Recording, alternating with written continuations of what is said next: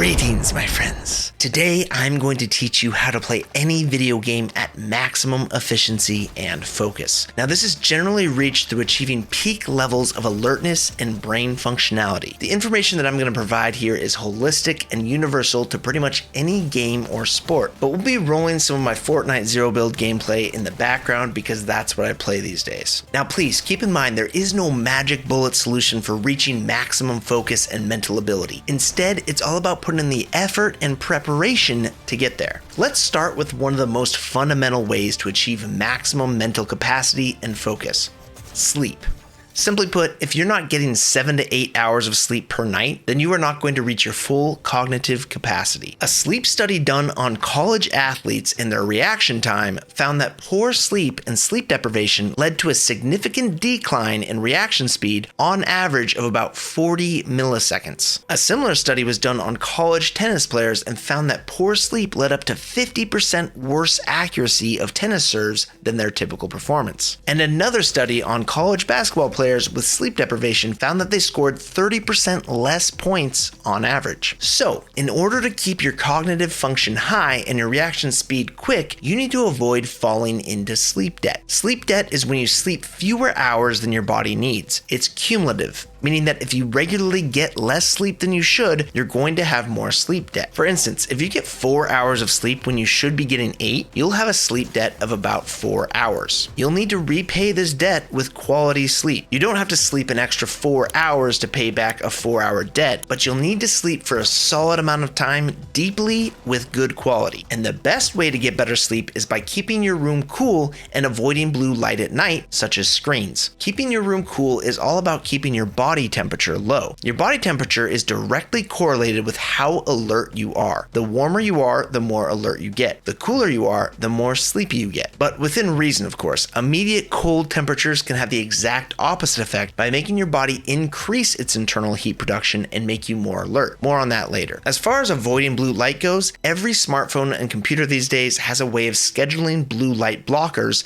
to kick in at a certain time, so I recommend scheduling your blue light blockers to start at least 3 hours before bedtime on all your devices. Do a quick Google search for scheduling night lights or blue light filters on your device. And if you really have a hard time sleeping, do some research on Andrew Huberman's sleep cocktail consisting of apigenin, L-theanine, and magnesium threonate. I've been using this combination consistently for a couple of months now when I'm feeling wide awake at night and need some good sleep, and it's been amazing for falling asleep in minutes without my mind racing. But please, I encourage you to do your own research before taking any supplements.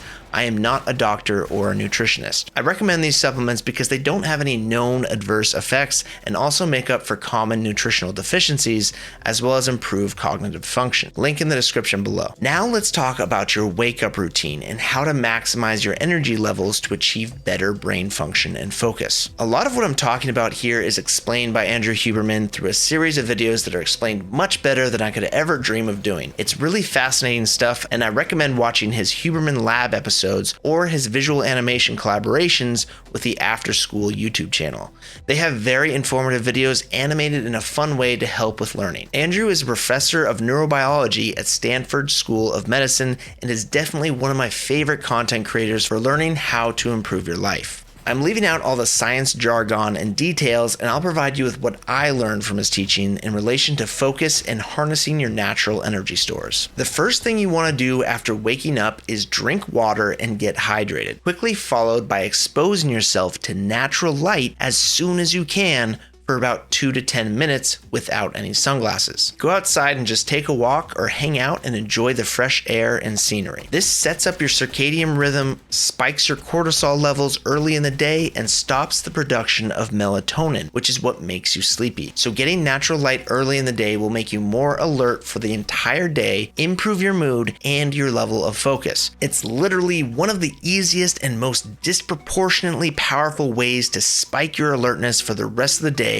because it doesn't take much time or energy. So yeah, the first thing you want to do when you get up is drink a bunch of water and go outside. Another thing that Andrew Huberman recommends is waiting for about an hour after waking up to to consume caffeine. This has to do with the buildup of adenosine, which is a chemical in our brain that acts as a depressant to make us sleepy and suppress alertness. When you wake up, your body has to naturally clear out the adenosine from your body to come to full wakefulness. But caffeine is an adenosine blocker. Basically, if you drink caffeine early, it doesn't allow your body to clear out the adenosine properly and will actually stay in your system, and you'll end up having a midday crash once the caffeine wears off. Alright, once you've got your natural chemicals working for you to be more alert for the rest of the day, you want to supercharge all of this with some adrenaline and dopamine. The best way to do that is with a cold shower. Remember, if you get your body very cold, it actually increases your internal body temperature and makes you more alert. At the same time, it makes your body start producing adrenaline and dopamine, which can help you feel much more alert throughout the rest of your day. Now, you don't necessarily have to endure an entire shower with cold water. You can shampoo and do the essentials in warm water, but the longer you stay in the cold water, the more alert you'll be for the rest of the day. I usually do about 3 minutes in full cold water, which is about 60 degrees Fahrenheit. You'll instantly start feeling a rush of adrenaline and alertness. Just enjoy it and realize the cold water is turning you into a beast for the rest of the day. The longer you can stay in the cold water, the better. And if you have an ice bath, even better, because you can get all the great benefits of a long cold shower, but in a much shorter time frame. Cold therapy has a ton of real science-backed benefits for your mind and your cardiovascular system, and there's a reason that the majority of professional athletes and top performers do it, even though it's very uncomfortable. Alright, now you're pretty much set for peak alertness and focus for the rest of the day. The next thing you want to do is get your mind in the right zone. What this really means is letting go of any stresses or worries you might be having. If there's something that is going to be on your mind while playing, you should try to deal with it before game time so that your head is 100% in the game. Things like meditation or a simple walk can really help with this. If you've got a list of things you need to get done running through your mind, get it out of your head by writing it down somewhere. Just put it on paper or in a Word document and you'll feel much better. If you've got stresses that feel out of your control, do some research into meditation. It's extremely powerful and it can really help you live a more present life. I used to think meditation was a joke because I didn't really understand it, but in reality, all it can do is help you. It's essentially sitting down and listening to your thoughts without judging them, and then just working toward quieting your mind to be more calm and balanced for the day. Whatever you need to do, the real objective is to clear your mind and boot up the game without any external thoughts or worries taken away from your focus. And just remember, if you can't do anything about it right now, then you need to let it go. Let it go, let it go. The next thing you can do to prepare yourself for peak performance and focus while gaming is to take supplements. Now again, I'm not a doctor or nutritionist, and I highly encourage you to do your own research before taking any supplement, but these are the ones I use for cognitive performance. Links to these products in the description below. I also advise you to be very cautious of how many nutrients or vitamins you're consuming per day from different sources and to avoid exceeding daily recommendations. Some nutrients and vitamins can be detrimental to your health if taken in excess. Alright, starting with the basics, obviously caffeine can help you feel much more alert and provide more energy as long as you don't use too much. If you like G Fuel, you can use code Shinobi for 20% off. I highly recommend using their Cherry Limeade Energy Mix and then mixing in a little bit of Hype Sauce Lemonade Hydration Powder for one of the most delicious and refreshing energy drinks you'll ever taste. Alright, next up, I take omega-3 and fish oil daily. I buy what they call a burpless supplement from Sports Research on Amazon, link in the description below. This is for mental, eye, and heart health, and yes, it really doesn't make you burp. I also take lutein daily for my eyes and brain. This is a naturally occurring carotenoid found throughout all parts of the brain and is linked to eye health. Basically, I take this to help avoid eye damage from looking at screens all day and improve brain and eye function. I also take a men's 1-a-day supplement for a good source of daily vitamins, but I only take this about every other day when I'm not drinking energy drinks or taking other supplements, because again, we don't want to take an excess amount of certain nutrients. I also take Focus Factor, which is a nootropic supplement. It's a blend of generally good brain nutrients without too much fluff. I get it from Costco and I take 3 tablets instead of the recommended 4 to avoid exceeding nutrient intake. Alright, now you should just about be at maximum alertness and have a clear mind that is functioning near 100%. All your preparations have been made to have an awesome gaming session, but there is one major issue that 80% of players struggle with that holds them back from ever achieving their full potential during competitive gameplay, and that is combat anxiety. I personally run training programs for Fortnite Zero Build with my master students in the Shinobi Clan, and we do full endgame simulations with Zone Wars with other master members while I watch their screen and coach them. And I'm not joking when I say that 80% of the time that the person I'm coaching loses the game, it's due to anxiety and nervousness in combat. So if you're watching this and you think you're the only person that struggles with this, don't worry, you are among the 80% who have this problem, and every one of us had it at one point. The good news is that it's fairly easy to get over with proper training, and once you do, you'll be a completely different player with a much higher success rate in combat and stressful situations. The way to master your emotions and calm your nerves during combat is with breathing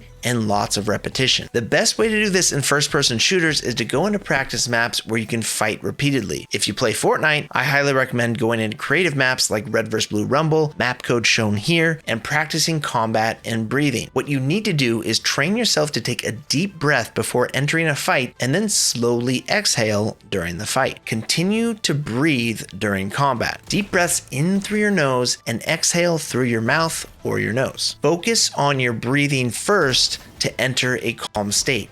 Then focus on combat second. If you continue to do this on a daily basis for about half an hour, you will begin to be a much more calm and collected player during combat, and that is going to put you at a huge advantage over 80% of your enemies who are freaking out during combat. You'll have more oxygen entering your brain and a much clearer thought process during fights. Your focus will improve tremendously and your success rate will skyrocket in tense situations, mostly because you're no longer making stupid mistakes. And finally, the last piece of advice I have for you if you play shooter games is about visual focus. You would not believe how common of an issue this is. With all the particle effects and visual noise that happens on your screen in modern games, it's incredibly easy to lose focus of your enemy's character model. Instead of tracking your enemy's body and looking right at them, you're now starting to kind of look around them and kind of at the particle effects blowing up on your screen, the muzzle flash of your gun, the recoil of your gun, your reticle, etc., etc. Instead,